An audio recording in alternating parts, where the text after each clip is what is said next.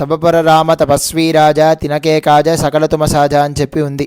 అంటే సబపర రామ తపస్వీ రాజా, రాముల వారు అయోధ్య నగరానికి చక్రవర్తి, అలానే ధర్మాన్ని పాలించేవారు. తపస్వి అంటే సర్వశక్తివంతుడైన రాముల వారు కూడా రాజ్యాన్ని వదిలి 14 ఏళ్ళు అరణ్యంలో ఉండి తపస్సు చేస్తూ ఇంద్రియాలని జయిస్తూ ఉన్నారు.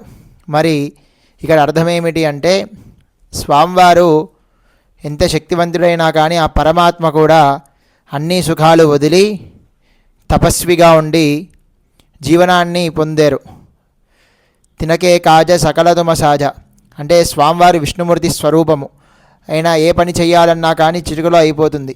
కానీ లోకానికి తన భక్తుడైనటువంటి హనుమంతుడి యొక్క గొప్పతనం తెలియడం కోసము అన్ని పనులన్నీ కూడా ఆంజనేయ స్వామి వారితో చేయించారు అని చెప్పి ఇక్కడ తులసీదాస్ గారు చెప్తున్నారు. అంటే మనం ఏం నేర్చుకోవాలి అంటే రామచంద్రమూర్తి వలె మనమందరము కూడా క్రమశిక్షణతో తపస్సు ఎలా చేస్తామో ఒక క్రమశిక్షణతో చేయాలి. అలానే ఆంజనేయ స్వామి వారిలానే ఒక పట్టుదల అంతా కూడా క్రియాశీలత చేయాలి అని చెప్పి ఇక్కడ చెప్తూ